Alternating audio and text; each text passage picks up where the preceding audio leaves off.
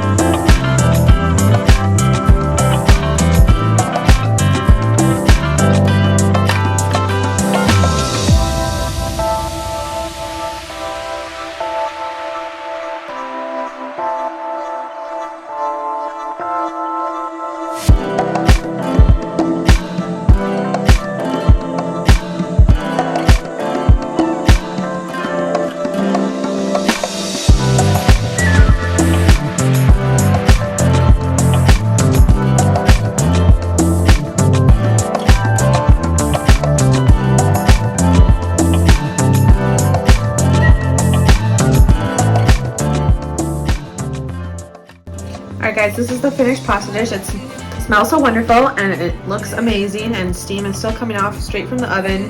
The basil is really what made the difference. So good.